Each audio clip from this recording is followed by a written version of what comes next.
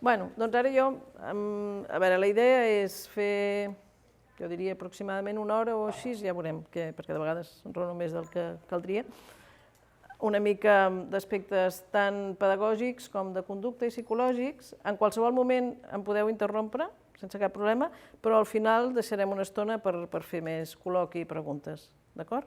Vull dir, la idea és que ens quedi una estona al final, que no sigui acabar i marxar, d'acord? Com ho feies, això, que anava tan bé? Ara se't quedarà. Has d'afegir. Així? Vale. Bueno, primer res, una petita introducció a la síndrome, que segurament ho coneixeu. És un trastorn neurogenètic. La causa és una manca de funcionament d'uns determinats gens en el cromosoma 15, en l'al·lel d'origen patern, que no vol dir que el pare sigui transmissor d'aquesta patologia, i habitualment és de novo en el nadó. Fa molts anys que està descrit, des de l'any 56, afecta igual a nens i nenes, homes i dones, una freqüència entre 1 de cada 10.000, 1 de cada 15.000, depenent dels estudis, d'acord? Això seria una mica les causes genètiques. La més freqüent seria aquesta, la deleció, en la que hi manca un tros dels cromosomes, i aquí segurament hi ha, segurament no, aquí hi ha uns gens molt importants que quan no estan fent la feina que han de fer es produeix la síndrome. I és en l'al·lel patern. Aquests gens no hi són en l'al·lel matern o no estan activats. I per això, quan passa aquí, aquesta alteració passa en l'al·lel patern de la criatura, doncs és quan es produeix la síndrome. No tan freqüent, com un 20 o un 26, això seria un 70% dels casos de Prader-Willi, la deleció. La disomia, que no és tan freqüent, és quan s'han heredat 2 al·lels materns i cap de patern, amb la qual, evidentment, aquests gens del patern tampoc hi són, perquè no hi ha tot el cromosoma patern. Això seria més o menys un 20-25% de persones amb Prader-Willi, i la mutació del centre de l'imprinting és una mica més complicat, però seria, hem heredat un al·lel patern i un matern, però en el patern els gens estan activats, alguns gens, com si fossin materns. D'acord? Això ja són pocs casos. Té importància això, hi ha petites diferències a nivell clínic. El quadre general és similar per tots, però hi pot haver petites diferències, d'acord? Ja les anirem comentant. Hi ha uns trets característics. D'entrada, el fet de tenir la síndrome de Prader-Willi condiciona que en la majoria de casos hi ha una discapacitat intel·lectual i també amb trastorns o trastorns d'aprenentatge. Hi ha un risc de problemes de conducta, molt important de problemes de conducta de l'alimentació, ja ho sabeu, però també d'altres problemes de conducta, no només l'alimentació. Passa que l'alimentació realment pot ser una font de conflicte per molts d'aquests nois. Hi ha un risc psiquiàtric, un risc de tenir patologia psiquiàtrica, especialment a partir de l'adolescència. Una hipotonia que és molt important en el moment de naixement i que condiciona que els primers anys, ja anirem parlant, però hi ha una lentitud motora, una lentitud en l'adquisició d'aprenentatges, una dificultat, per exemple, per tot el que és psicomotricitat, etc. Un fenotip físic, doncs tenen la pell més clareta, el cabell més ros, especialment els de deleció, poc desenvolupament sexual, les mans i peus petits i una tendència a l'obesitat a la part central. Aquest és important, són nens que habitualment no poden vomitar, per tant, si mai se'n passen alguna cosa que no és aliment, no es pot provocar el vòmit, hauríeu d'anar a urgències, d'acord? Habitualment no ho fan, vull dir, sí que poden menjar molt en un moment donat de descontrol, però controlen el que mengen, vull dir, són selectius en aquest sentit. Però si per error s'empassessin alguna cosa que no és alimentici, doncs hauríeu d'anar a urgències.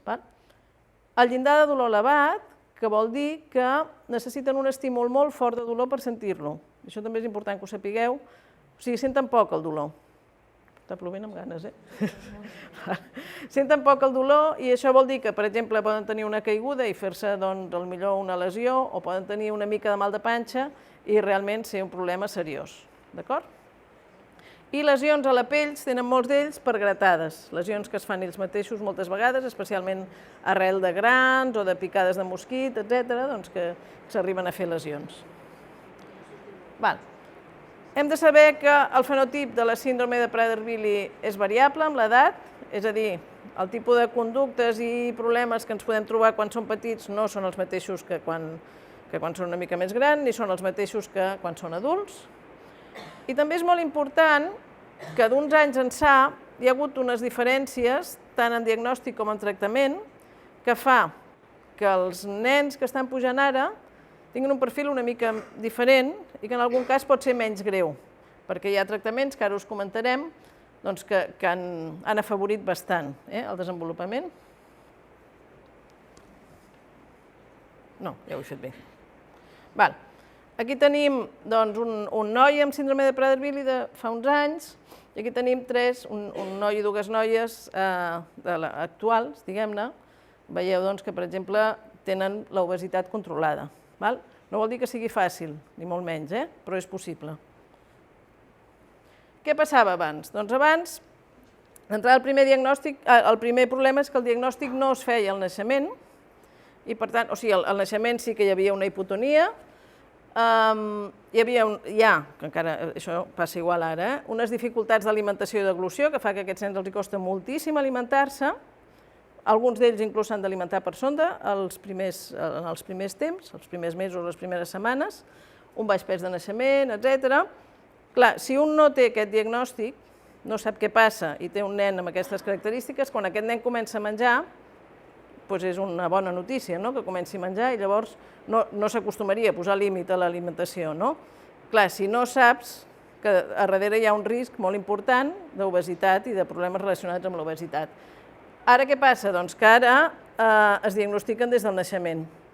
Per tant, abans que apareixi el risc de l'obesitat, d'alguna manera ja hi podem fer prevenció. Quan fas prevenció d'un problema és molt millor que quan l'has de solucionar quan ja hi és. D'acord? Per tant, ara fem la detecció al naixement. Això implica que des del primer moment les famílies i els nens reben atenció i, per tant, que hi ha una pedagogia, per exemple, del tema de l'alimentació des de l'inici, que ens permet avançar-nos.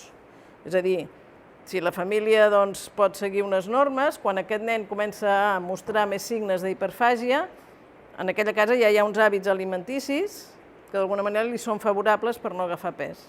És a dir, no hi ha determinats aliments, estan molt clares les rutines de les hores de menjar, hi ha una pauta d'exercici físic, etc. Si tot això ho podem adelantar, és molt més fàcil, menys difícil que es doni l'obesitat. D'acord?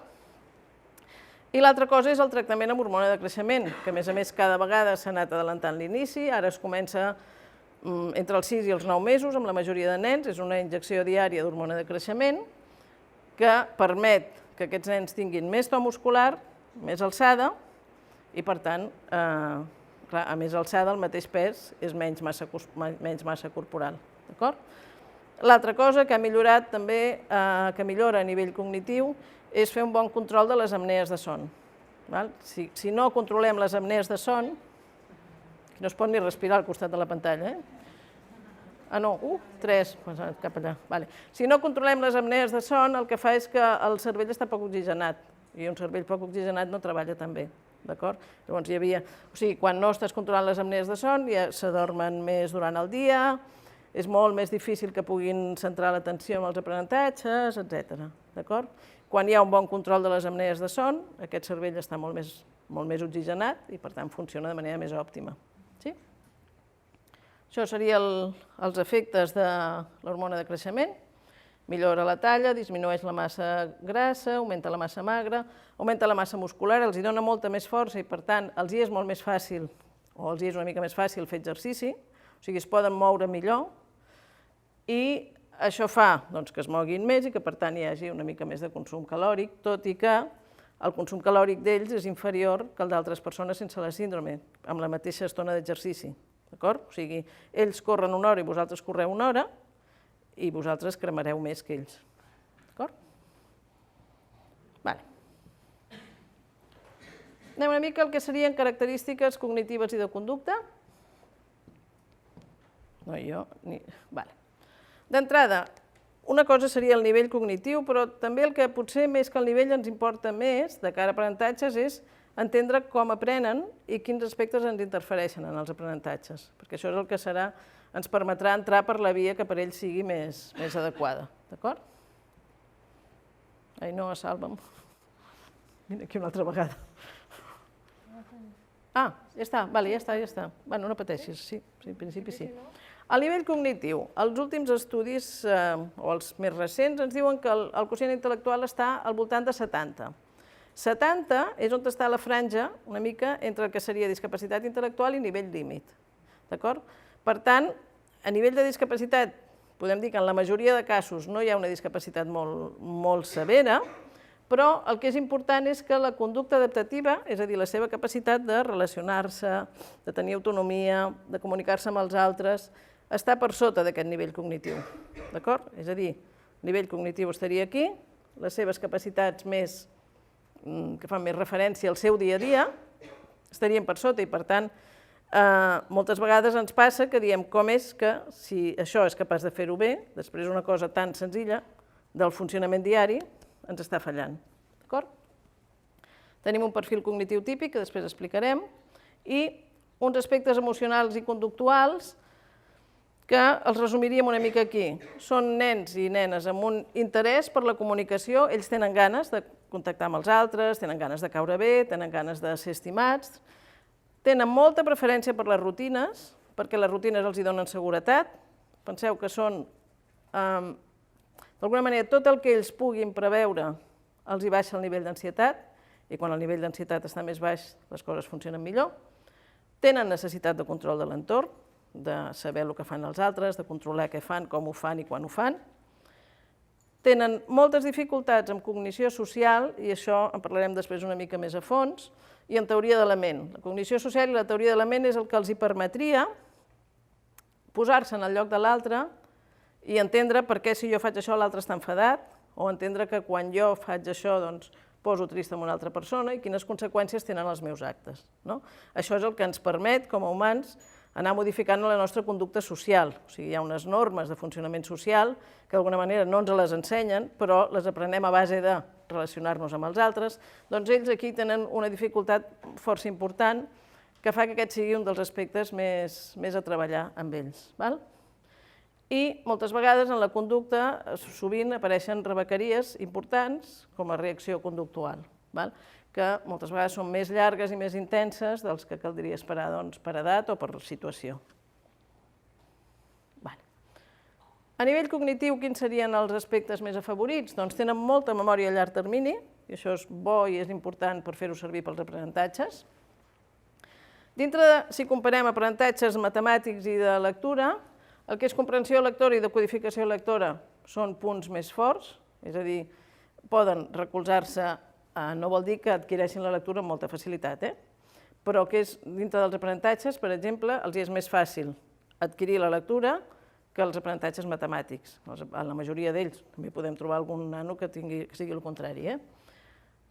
Tenen bon vocabulari expressiu, és a dir, aprenen paraules noves i les utilitzen amb certa facilitat un cop passat l'etapa d'adquisició del llenguatge, que és tardana, però un cop comencen ja a funcionar amb un bon llenguatge, l'aprenentatge de vocabulari és bo. I són bons a nivell de relacions, per exemple, de fer els puzzles. La majoria d'ells tenen bona capacitat per fer els puzzles. Això s'ha estudiat com més a fons, perquè hi ha nanos que realment fan puzzles de moltes peces des de molt petits i que semblava un aspecte molt bo, però hem de tenir en compte en què consisteix aquesta habilitat. És a dir, aquest tipus de puzzles els fan certament amb molta més facilitat que aquests. Aquí tenim una guia d'espai per fer aquest puzzle, una informació d'espai. I aquí només tenim la informació de concepte. I la informació conceptual és més difícil que la informació espacial per ells. A veure, amb aquests dos són molt fàcils els dos, però si ho fem amb cosa més complicada hem de tenir en compte que es guien més pels aspectes d'espai que pels aspectes de concepte. D'acord? I això fa que determinats puzzles els siguin més fàcils que altres. I també entendre que per ells el concepte no és tan fàcil com el que serien relacions espacials físiques. Quins serien els aspectes febles? Tot el que impliqui seqüències, és a dir, memòria de treball, per exemple, els problemes de matemàtiques, quan hi ha diverses operacions o que s'han de fer diverses coses, on ha d'entendre un text que implica 2 o 3 canvis, això és dificultós. Aritmètica i càlcul, per la majoria de nens amb síndrome de Prader-Willi és un problema important. Alguns nens inclús complirien criteris de discalcúlia, és a dir, de dificultat molt específica en el càlcul, inclús amb bons nivells cognitius. Inclús nens amb bon nivell cognitiu poden tenir un nivell de càlcul especialment baix. Per tant, això seria una de les coses a poder reforçar més. La memòria visual i la memòria motora més a curt termini estaria més afectada. I molt important és que hi ha una rigidesa cognitiva. I aquesta rigidesa cognitiva influeix moltíssim en els aprenentatges, però també influeix sobretot en la relació amb els altres. D'acord? Després en parlem una mica més a fons. Anem a veure l'escola. A l'escola tenim totes aquestes guerres obertes, diguem-ne. Per una banda, el que són aprenentatges acadèmics, per altra banda, tot el que són processos més emocionals d'autoestima, automatge, ansietat, seguretat, etc. I després la part de relacions amb els iguals, que com hem vist l'Ainhoa ens explicava, és on es veu realment, és la prova de l'algodó, és on es veu si un funciona bé amb els iguals o no, a l'escola, perquè és on estan els iguals. A qualsevol edat us poso uns quants aspectes que s'han de tenir en compte, alguns ja els hem comentat. El del llindar del dolor, no l'oblideu, és a dir, un nen pot queixar-se poc i tenir una patologia important. Si es queixen una mica de mal de panxa, no penseu que és una mica de mal de panxa, podria ser inclús una apendicitis. Vull dir que s'ha de tenir molt clar que és un tema de sensibilitat. No hi ha reflexe de vòmit, per tant, si se'n passa alguna cosa que no és alimentícia, no es pot fer vomitar. Molt important, sempre que estigueu d'acord i hiperinformats amb la família, de com està el tema de l'alimentació, tant a nivell de què menja i no menja, com a nivell d'hàbits d'alimentació i de coses que a ell li donen més o menys seguretat o inseguretat a l'hora de l'alimentació. D'acord?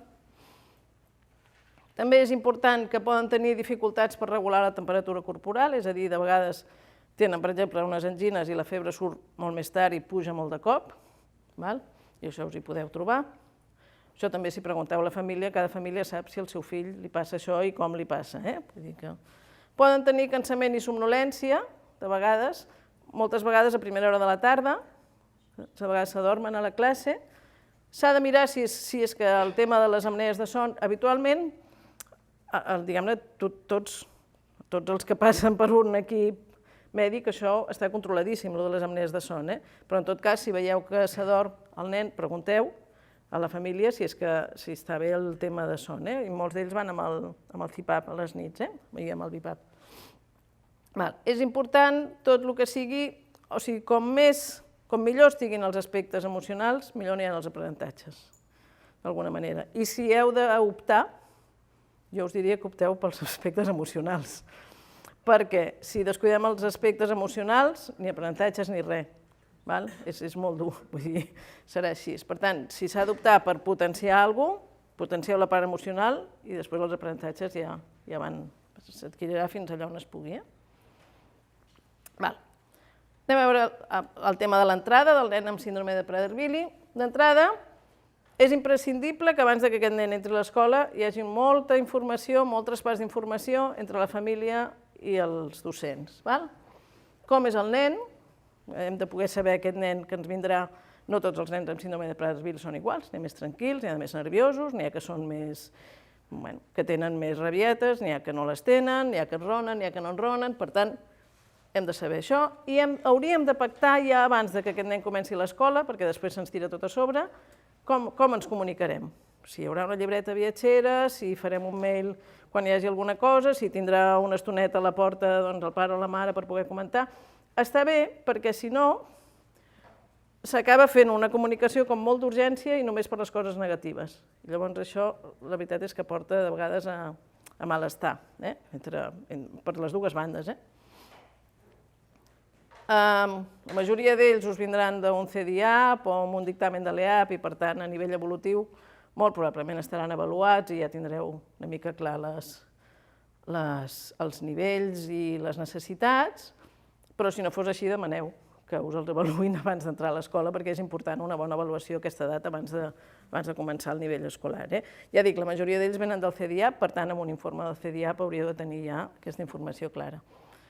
És important parlar del tema de l'alimentació amb la família abans de començar l'escola, parlar per si hi ha algun aspecte mèdic associat amb aquest nen, doncs si té alguna patologia respiratòria, si té el que sigui, alguna al·lèrgia, alguna patologia endocrina, el que sigui, quines teràpies està fent i quines ha fet, i d'alguna manera això permetrà, abans que comenci el nen, doncs una mica preveure quines necessitats tindreu, per què en tindrà. Important que, encara que hem dit que el nivell cognitiu està, en la majoria de casos, en aquestes edats sobretot, en el límit, amb el que seria la franja límit i l'inici de la discapacitat, és important que els aprenentatges, les habilitats tant de motrius, de marxa autònoma, etc., com el llenguatge, en aquesta edat estan molt retrasats encara degut a la hipotonia. Llavors, la majoria de nens que haurien d'entrar a P3 a l'edat que els hi toca, ni estan parlant ni es desplacen molt bé a nivell autònom. Per tant, difícilment podran seguir a nivell de jocs, a nivell motriu, el que fan els altres nens de la classe. Amb alguns nens el que fem és valorar un any de retenció a l'escola bressol, encara que cognitivament estiguin bé, perquè puguin entrar en millors condicions de llenguatge i motricitat. Ja dic, ho valorem individualment en cada cas, però tenim més en compte aquestes habilitats que no el nivell cognitiu per fer aquestes retencions amb aquests nens. Per què? Doncs perquè un nen que comença a P3 podem parlar i podem-se desplaçar, si és un nen amb risc de trastorn de conducta com ell, ens assegurem molt més al tanto de que la relació amb els iguals serà més bona que no un nen que ni es pot moure gaire. En tot cas, és una decisió, evidentment, que han de prendre pares professionals i vosaltres, vosaltres us arriba donada moltes vegades ja, però d'alguna manera a nivell individual, d'acord? No és vàlida per tots, però ho hem fet per molts nens i la veritat és que ha anat bé. El nen en preadverbi preescolar, heu de pensar que és un nen que encara a l'edat de preescolar la hipotonia encara li està jugant males passades i per tant és possible que sigui un nen com molt passiu, amb poca resposta, especialment els primers anys, que reclama poc, que necessita molt que els adults li vagin marcant el ritme, perquè és un nen que fa poques interaccions, és a dir, que tu, segons on te'l deixis, potser es queda allà i ja està, quan són molt petits, no tots els nens, però quan són molt petits. Important que entengueu que això és una lentitud de resposta, no és un dèficit cognitiu. És a dir, que no vol dir que aquell nen, si tu li estàs demanant alguna cosa, no ho sàpiga, sinó que per elaborar la resposta necessita molt més temps que un altre nen. I per tant, com a adult, t'has d'estar esperant que es doni aquesta resposta, perquè quin risc hi ha si no t'esperes? Doncs que potser li tornis a preguntar i quan ja estava a punt de dir-ho el tornes a posar a la casella 0, com a l'oca, torna a començar i a tornar a començar a elaborar la resposta, o bé que directament pensem que no ho sap i assumim que aquell nen té un nivell cognitiu més baix del que realment té, que és el que passa moltes vegades. Nens en preadverbi de vegades infravalorem quan són petits el nivell cognitiu per aquesta lentitud que tenen de resposta i per aquesta passivitat que tenen.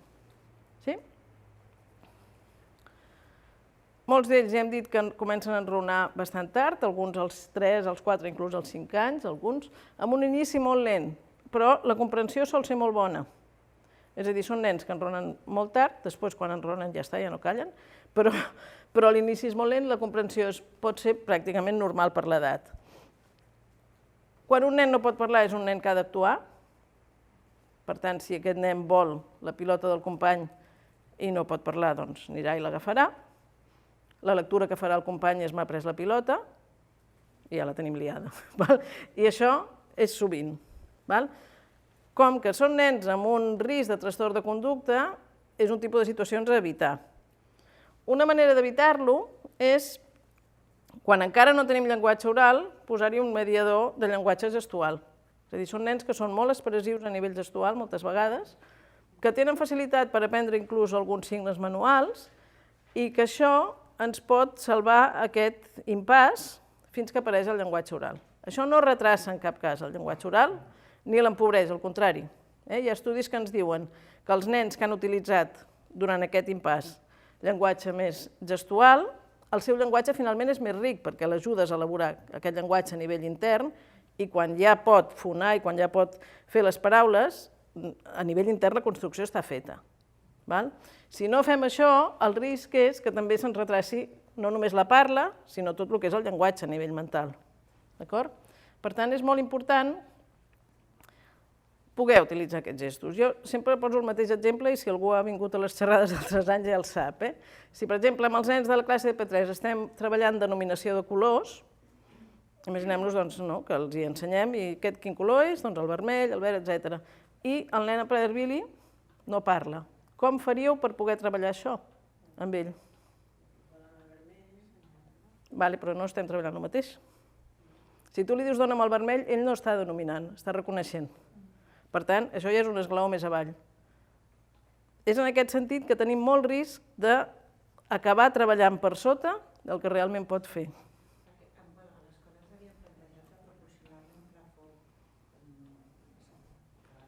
Sí, sí, sí, sí, sí.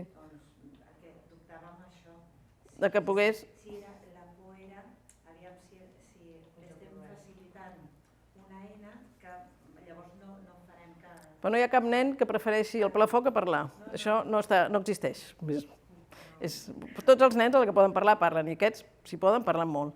Vull dir que aquest risc no hi és. I el plafó et pot salvar, però, per exemple, amb la denominació de colors, un plafó és complicat, perquè si pintes el color ja estàs amb les mateixes, no? Com faríeu per denominar? I que s'assemblés el més possible en el llenguatge.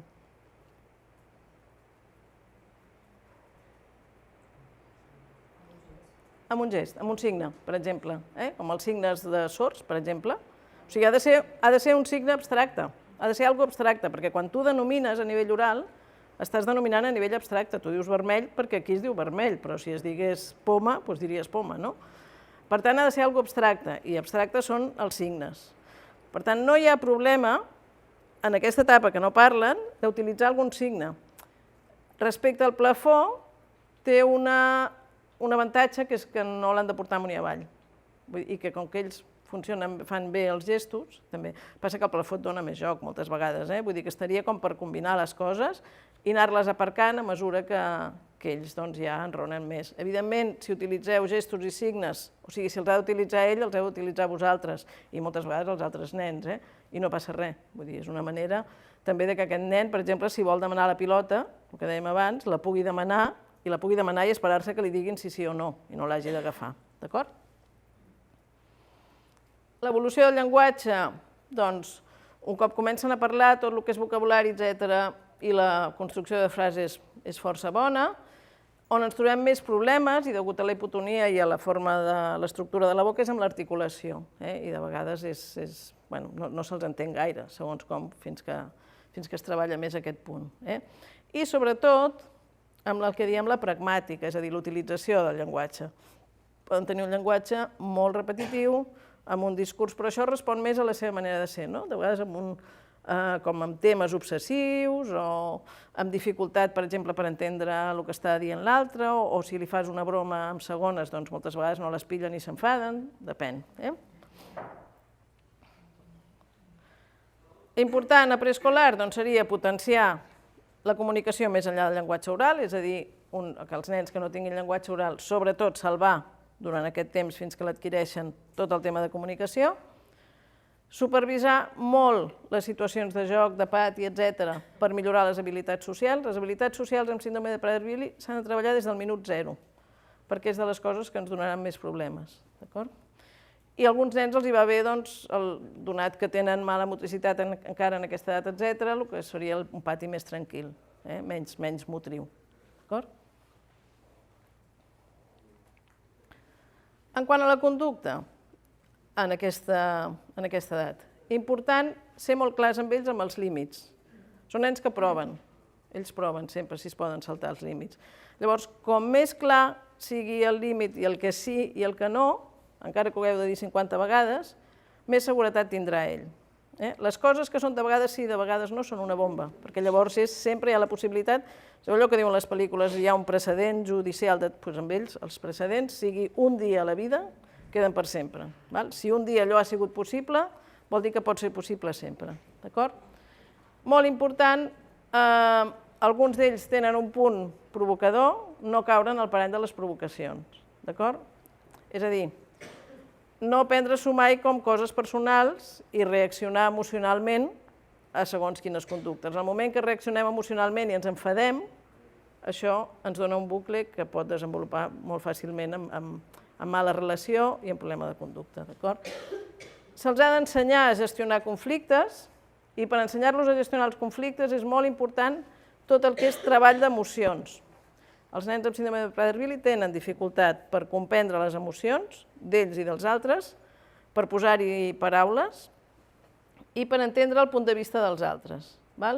Per tant, com més ensenyem a gestionar conflictes, com més parlem d'emocions, s'han fet estudis en el tema de les emocions, inclús que amb reconeixement facial, en fotos, i hi ha confusions importants. Per exemple, poden reconèixer la cara contenta i potser es confonen entre la cara trista i enfadada. Això sembla una tonteria, si es amuntés, clar, a nivell de relació social és molt important, no? O sigui, tu pensar que una persona que està trista està enfadat amb tu, o a l'inrevés, una persona que està enfadada amb tu pensar que està trista, t'està donant una informació falsa que modifica la teva conducta. Molt important, perquè ells no ho tenen, és treballar la flexibilitat. Tot el que sigui canvis, intentar anticipar-los, però no evitar-los. És a dir, si fos per ells, les coses serien sempre iguals, perquè és el que els dona tranquil·litat. I tornarien a casa pel mateix camí sempre, i els dilluns a primera hora faríem sempre el mateix, i tot seria així.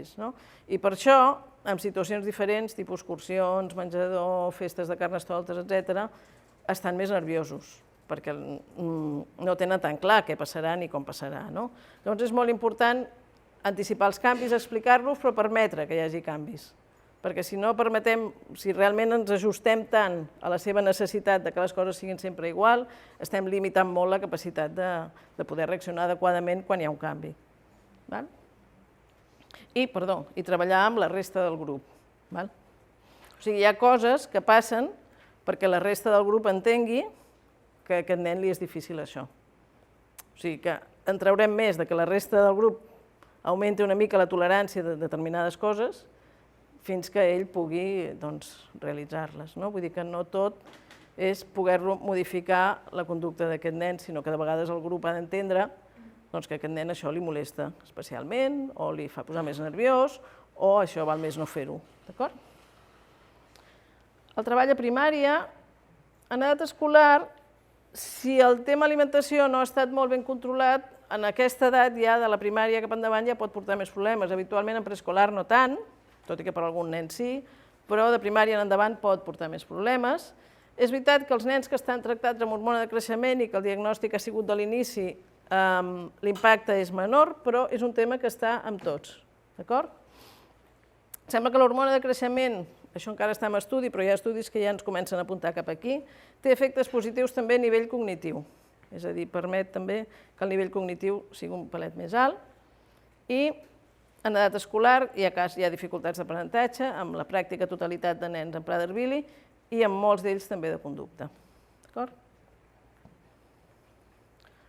Els aprenentatges, ja hem dit que hi ha una dificultat important amb les matemàtiques, milloren habitualment si treballem amb suports tangibles. Penseu que és molt... Hi ha una rigidesa cognitiva molt gran, per tant, l'abstracció és difícil. O sigui, fer un càlcul mental si no pots tocar el que estàs calculant és molt difícil. Llavors, com més treballeu amb suport tangible, més fàcil els serà després passar a la representació mental.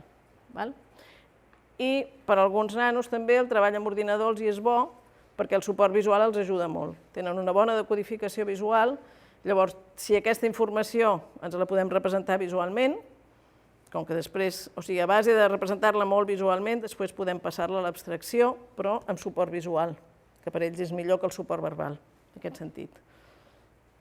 Ja hem dit que la lectura i l'escriptura habitualment millor que les mates. Hi ha una lentitud, ja hem dit, tant de pensament com de realitzar. És a dir, que amb el temps que un altre nen de la classe us farà 5 operacions matemàtiques, ells potser en fan 2, perquè el pensament és molt lent. És molt lent i també heu d'entendre que hi ha una part en aquest pensament com d'obsessió que haurà fet l'operació i la voldrà tornar a fer. O sigui, hi ha com una necessitat de reassegurar-se amb les coses que pensen i fan moltes vegades i això enlenteix. És com, ja sabeu, si a l'hora de sortir de casa heu de comprovar 3 vegades si us heu deixat el gas encès, doncs això farà que sortim més tard. Doncs amb ells és en un altre nivell, però per exemple si estan fent una suma o estan escrivint, doncs moltes vegades ja ho veieu, que escriuen i esborren i tornen a escriure i tornen a esborrar, i moltes vegades és el mateix, però és un tema com una mica de bucle. Per tant, poden necessitar més temps i menys quantitat de tasques. Això Clar, en realitat, a vegades diem, ostres, que necessitaria més, no?, per poder reforçar més, però això el que ens... Socorro. Torna a venir. Sort que no te n'has anat, Això el que ens permet, més temps i menys tasques, és una cosa molt important amb ells, que és tasca acabada. Si nosaltres diem, bueno, li posem tasca, i bueno, mira, si el rat en mitja hora, no? A veure quan pot fer en mitja hora i després ja està, que ho deixi allà on està. En realitat li estem ensenyant que no és necessari acabar les tasques, i això és un mal aprenentatge. És un mal aprenentatge per tot, perquè quan vagi a la feina haurà d'acabar la feina que se li dona. Llavors és més important que nosaltres d'entrada sapiguem què podrà fer en aquella estona i ajustem la quantitat, que no que deixem de dir, escolta, no passa res si no ho acabes, tu vés fent. Perquè no és veritat que no passi res quan un no acaba les coses a la vida. Les coses s'han d'acabar. Això ja hem dit, i pels exàmens es pot necessitar adaptacions. Cada nen, potser algun nen necessita que li expliquis la instrucció oral d'un examen, potser un altre nen li és més, saps més què entén i què no si li fas un examen tipus test i no ha de redactar, això depèn, o oral, una mica això vosaltres anireu veient amb cada nen, però que és important ser obert a fer algun tipus d'adaptacions. O sigui, l'important és poder-los avaluar i saber què saben, no que facin exacte l'examen que els altres. A la primària, la majoria de nens en Prader-Willi comencen a ser molt conscients que hi ha una diferència entre ells i els companys, que ells tenen unes dificultats. També és veritat que el grup, a mesura que creixen, és més selectiu, vull dir, de petits és més fàcil que estiguin tots junts, de grans, quan a mesura que es van fent grans, de vegades trien molt els companys i potser si estan jugant a futbol trien els que juguen millor, o si estan fent una altra cosa trien els més hàbils, i llavors moltes vegades queden exclosos del grup, d'acord? I, per altra banda, els aprenentatges cada vegada són més complexes, amb la qual cosa la frustració a partir de l'etapa primària amb nens amb Prader-Willi és important. Aquesta frustració provoca ansietat i l'ansietat sabem que provoca problemes de conducta moltes vegades. La rigidesa cognitiva, què ens dificulta? Doncs, per exemple, si estem fent una tasca i hem de canviar de tasca, jo què sé, estem fent mates, pum, ara tanqueu els llibres que passem a fer. Això, que per altres nens és fàcil, per ells necessita una mica més de temps. És a dir, avisar-lo amb una mica d'abans que ara tancarem el llibre, de vegades implica treure el que tenim a sobre de la taula, despejar la taula per poder començar la tasca nova, i de vegades només això ja fa que entenguin més que hi ha un canvi de tasca, perquè si no moltes vegades queden com contaminats d'una tasca a l'altra, i tu estaves fent medi i passes a fer llengua i queden encara amb el tema de medi, i és com si allò no es pot esborrar. Llavors, important que dongueu aquest temps per fer un reset i poder tornar a començar la tasca diferent. Per cada nen ja dic que és diferent, hi ha nens que necessitaran que els avisis una mica abans, hi ha nens que necessitaran treure completament el material de la taula, hi ha nens que necessitaràs que sigui ell que porta el llibre a un lloc i el guardi, com una cosa evident que això ja està, vull dir, cada nen vosaltres anireu trobant. És important, per exemple, quan fan un error, aquesta rigidesa cognitiva fa que buscar una alternativa els sigui molt difícil. Per exemple, es fan un error amb un problema de matemàtiques, i dius, doncs no, el raonament no era aquest, pensar un raonament diferent pel mateix problema els és extremadament difícil, i en aquest procés els hem de guiar, perquè si el fan ells sols, tornaran a fer el mateix raonament, arribaran a la mateixa conclusió. O sigui, és molt difícil, on ells havien pensat que aquí havíem de sumar, que després pensin, vale, sumar no era, doncs serà restar. Això per ells pot ser difícil. I a nivell d'aquesta rigidesa cognitiva, a nivell de relació amb els altres, a què ens porta? Doncs amb molta dificultat per entendre que fulanet avui no vol jugar a això quan jo vull jugar a això, i no estem pensant el mateix. Això pot ser molt difícil. Entendre i acceptar que l'altre veu les coses diferents que tu, o que a tu t'ha semblat que li havies donat un cop i l'altre diu que no, que el cop li has donat un bé. Això s'ha d'entrenar. O sigui, tot el que és la rigidesa cognitiva és veritat que en ells és molt important, però entrenant millora. Anem a la conducta. Els nens amb Prader-Willi tenen més problemes de conducta que els nens amb desenvolupament típic de la seva edat, però també solen tenir més problemes de conducta que nens amb altres trastorns del desenvolupament del mateix nivell i edat. d'acord? És a dir, si a classe tenia un nen, per dir alguna cosa, amb síndrome de Down i un nen amb síndrome de Prader-Willi, per regla general, té més risc de trastorn de conducta el nen amb síndrome de Prader-Willi que l'altre. Depèn cada cas, però ja el risc en global és superior. Què influeix en la conducta? Quins factors ens influeixen? D'entrada, el nivell d'ansietat. Com més alt el nivell d'ansietat és, més probabilitat hi ha que hi hagi un problema de conducta. L'ansietat ens pot venir donada per moltes coses. Una cosa que provoca molta ansietat és estan passant coses que jo no havia previst. Això per ells és potser la font principal d'ansietat, en tots els àmbits, amb el de l'alimentació també. O sigui, de sobte allà avui surt un aliment i jo no havia previst que a l'hora de el que sigui, allà hi hauria pomes perquè estem parlant les fruites, per exemple, no? Això pot provocar molta ansietat, però també pot provocar molta ansietat que avui la profe d'anglès no li va bé venir i canviem l'horari, bé, la de mates abans de la d'anglès. Això també pot ser. O sigui, tot el que són canvis provoca ansietat. El fet que hi hagi hagut una alteració de conducta abans o el dia abans, etc., això de vegades provoca ansietat durant diferents dies, és a dir, arrosseguen. Altres factors que influeixen en el que seria problemes de conducta al nivell cognitiu. Com més baix és el nivell cognitiu, més difícil és que entenguin un raonament posterior a un problema de conducta. La rigidesa cognitiva, ja ho hem dit.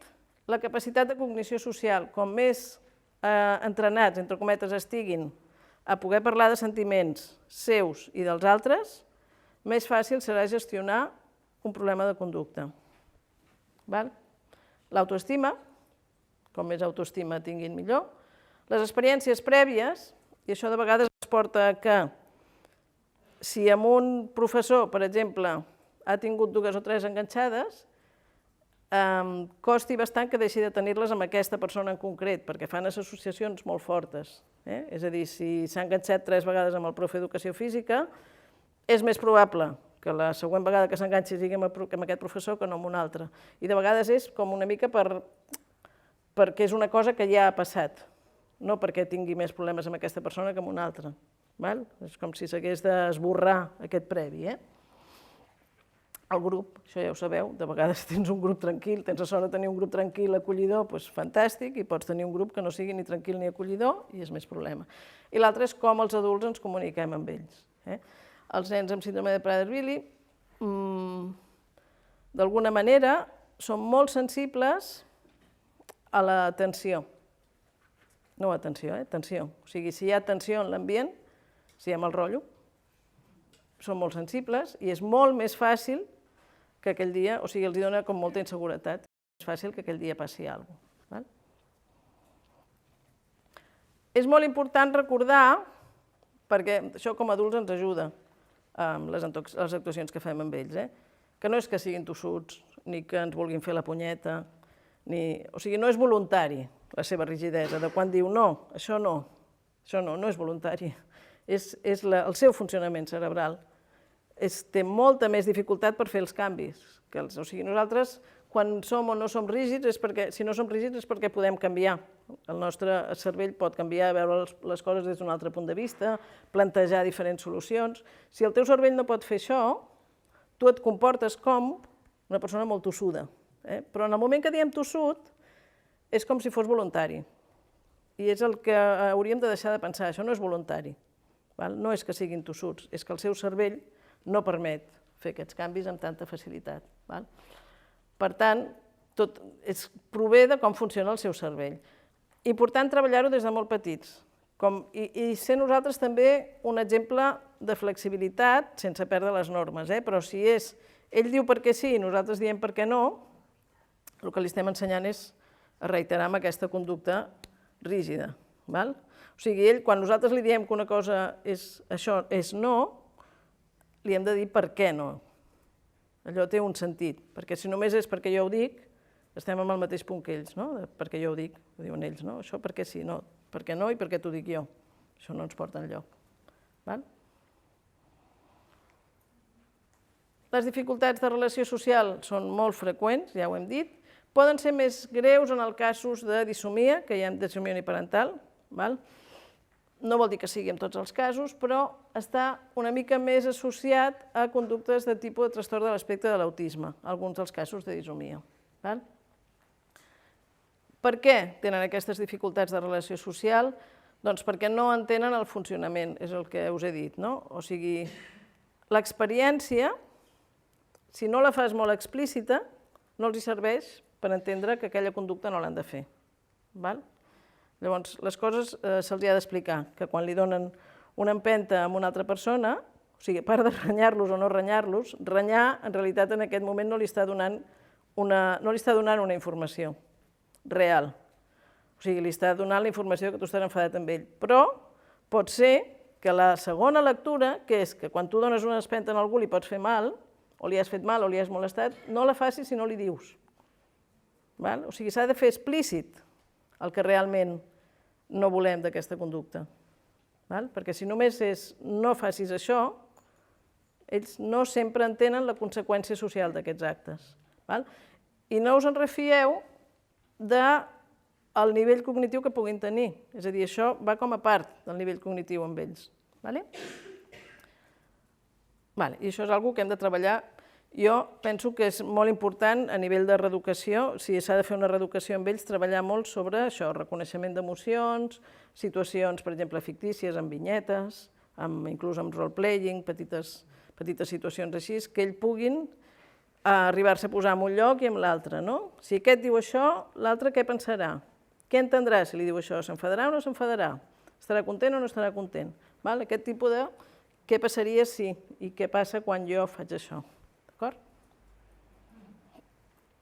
Anem al tema de l'alimentació, que pot ser un problema per moltes persones amb Prader-Willi. A veure, hi ha una cosa que és molt important, que vosaltres, i cada vegada més, veiem persones amb Prader-Willi primes. Però això hem de tenir molt clar que això és a costa d'un esforç titànic per part d'ells i les seves famílies i de tot l'entorn. I que el fet que estigui prim no vol dir que per un dia que fem això no passa res i que la família és una exagerada. No. O sigui, això és veritat que no s'engreixarien 30 quilos perquè un dia mengessin una castanya perquè és la castanyada. No és aquest el problema. El problema no és les calories d'aquella castanya. El problema és que quan tu dones una cosa fora d'hores i que no està pactada, per ell vol dir que això serà així sempre. I això serà una font de conflicte. I és aquest el problema amb l'alimentació. A part del problema que han de portar una dieta, és evident, no? Però que cada vegada que fem un no passa res per un dia, li estem donant una informació que després no és un dia, és la vida, perquè la memòria a llarg termini és boníssima. I llavors tota la vida se'n recordaran d'aquella castanya i que és possible que un dia a la classe surti una castanya. Això què farà? Que entrin a la classe i estiguin pensant en la possibilitat aquesta, a nivell obsessiu, i que per tant no es puguin concentrar tant en altres coses. D'acord? Encara que tinguin el tema de l'alimentació controlat, molts d'ells pensen molt sovint en el menjar i necessiten tenir clar quan menjo, què menjo, a quina hora menjo. I un cop això és una cosa que més o menys esté controlada, poden funcionar amb altres coses. Si el tema d'alimentació per ells és molt aleatori, els tindrem tot el dia pensant en això i llavors no podran concentrar-se en altres coses. Per ells, d'alguna manera, és una cosa que ha d'estar clar d'entrada. Sé que sona molt obsessiu això que estic dient, però la realitat és aquesta. O sigui, i ara us posaré un exemple perquè entengueu fins a quin punt per ells les coses són tan estrictes. Hi havia un noi que va anar a una sortida i se sabia que el primer plat d'aquell dia seria un plat de verdura, però que hi hauria trossets d'embotit. Llavors va pactar amb la família que ell trauria l'embotit. I això ja estava molt clar, que a ell li posarien aquest plat, que trauria l'embotit i que es menjaria la verdura, i ell això podia controlar-ho i ho tenia molt clar. Què va passar? Van arribar a les colònies aquestes o la sortida, havia una profe que era vegetariana i va dir no poseu ni l'embotit en el plat, i van dir, vale, doncs amb ell li fem el mateix, ja està. No, o sigui, fins que no li van posar el seu plat amb verdura i embotit per poder-se treure l'embotit, no van menjar. I va muntar un ciri. En aquest moment, el que et surt de l'ànima és dir, això és una tonteria, et menges la verdura i ja està, però és veritat que en aquest moment la reacció conductual va ser molt gran per ell, perquè ell venia hiperpreparat a que això fos així. Què s'ha de fer en aquest moment? S'ha de fer el que es pot. Això partim d'aquí, no? Que és molt fàcil dir-ho des d'aquí, però les situacions són les que són. Per mi, no és el moment de modificar aquella conducta. O sigui, allò t'ha de servir com a barem, de dir, anem molt malament, perquè la rigidesa és absoluta. O sigui, que hagi hagut de demanar el plat de la verdura amb l'embotit per treure'l, vol dir que estem en un punt de rigidesa molt gran. Per tant, t'ha de servir com això. Ara, val la pena en aquell moment dir, doncs no senyor, et menges la verdura perquè jo ho dic? La reacció conductual pot ser molt gran. I no li servirà.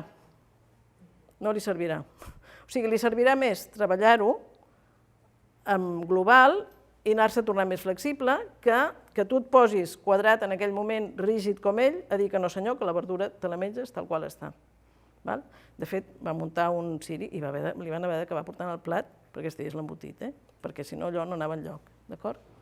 Sembla molt exagerat, però és un exemple real.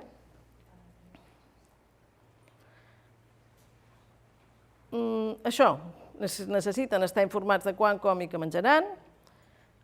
En situacions diferents de les quotidianes, i tots sabeu a cada escola com funciona això, poden necessitar ajuda. És a dir, si hi ha una festa especial que per alguna cosa hi hagi alguna d'alimentació, jo us suggeriria que pactéssiu abans què menjarà, quantitat, amb la família també, etc.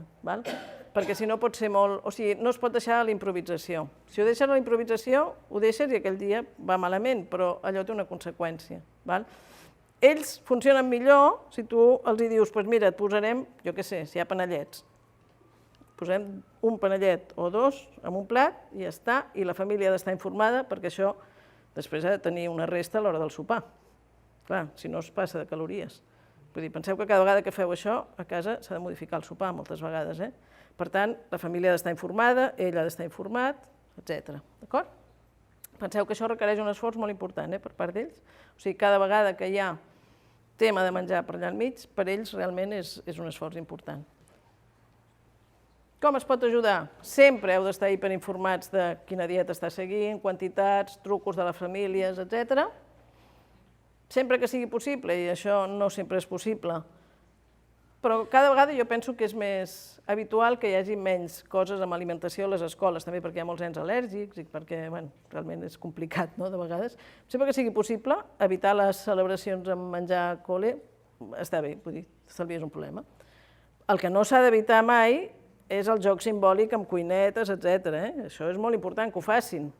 Penseu que ells pensen molt en el tema de menjar, per tant, tot el que ajudi a conceptualitzar és bo, i el joc simbòlic i els contes de tema de menjar, o sigui, s'han d'incloure, no és allò de dir això no vull ni veure-ho, no, això és important que ho tinguin. Estona difícil moltes vegades és l'estona de menjador, per tant, tot el personal de menjador hauria d'estar molt informat, tenint en compte que és una estona menys estructurada, que hi ha molt... acostuma a haver-hi més soroll, etc. És una estona més difícil, perquè hi ha nens amb síndrome de Prader-Willi que tenen molta hipersensibilitat, per exemple, auditiva, llavors estan més nerviosos en aquestes situacions perquè hi ha molt més soroll i això ja augmenta l'ansietat, més suma-li l'ansietat. S'ha de tenir molt clares les normes respecte a la seva alimentació i aquí ja depèn molt de com funcionen el menjador de cada escola, però, per exemple, per ells és millor que no hi hagi menjar al mig de la taula, allò que de vegades fan el pa i que els nens puguin agafar el pa, això per ells és un problema. Ells haurien de tenir en el seu plat la ració que els hi toca i ja està. Clar, si hi ha cosa comunitària al mig, allò d'aquí és i fins a quin punt jo puc menjar allò, no? Això és difícil. No és un problema, la majoria de vegades, que ells mengin una dieta diferent del costat, si se'ls ha deixat molt clar.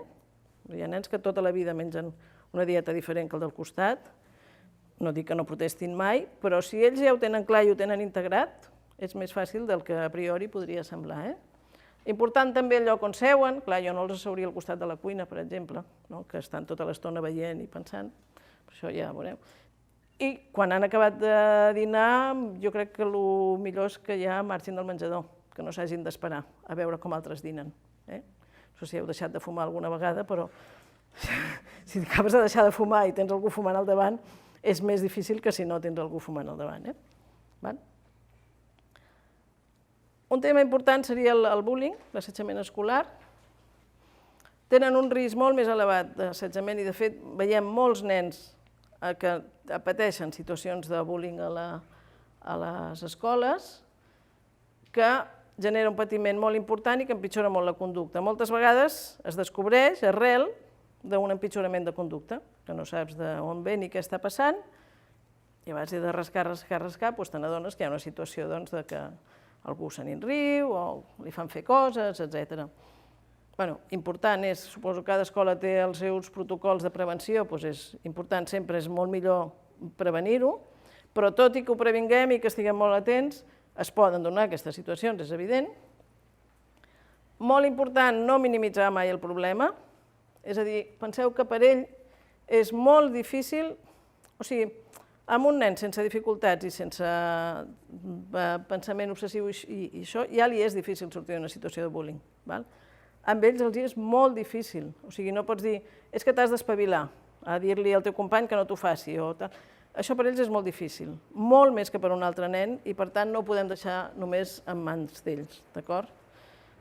Una cosa important és procurar que la persona que fa l'assetjament perdi suport del grup, és a dir, que el grup es posi més de la banda del nen amb síndrome de Prader-Willi, i entendre que, degut a la seva rigidesa, podria ser que haguéssim solucionat el problema, però que ell persistís dient que aquell nen encara l'està molestant, o que encara hi ha alguna cosa, o que interpretés malament una mirada d'aquell nen, no? És que m'està mirant perquè em vol dir no sé què. Això és possible. És possible pel tema aquest de la rigidesa que us he dit que dificulta els canvis.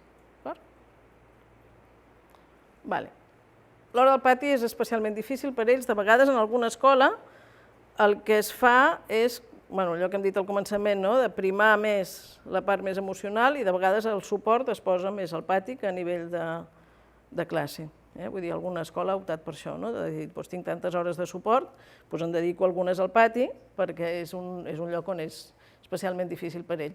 Estona poc pautada, les normes de joc moltes vegades són implícites, van més sueltos a nivell de... Vull dir, no hi ha l'adult pautant una mica, tu has d'anar amb aquest i tu has d'anar amb l'altre. També hi ha la part de dificultat de seguir jocs motrius, motriument són nens que són poc hàbils. Hi ha nens amb hipersensibilitat als estímuls que a l'hora del pati els suposa els genera molta ansietat perquè hi ha molt soroll, molt moviment, etc. i no poden realment, no són capaços de posar-se tant en el joc. I el mateix, per alguns nens és una bona idea el que seria el pati tranquil. En algunes escoles s'ha provat i hi ha nens que realment han millorat amb això.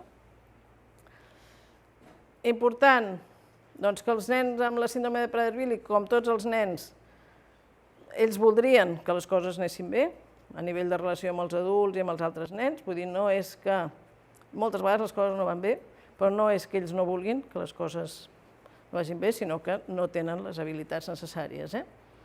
I que l'èxit amb aquestes bones relacions moltes vegades depèn molt més dels adults que d'ells. O sigui, de com l'adult li ensenya i és capaç d'estar a sobre d'ell durant molt de temps amb moltes conductes perquè al final pugui fer-ho, però que això serà més tard que amb altres nens i seran més dificultats que amb altres nens.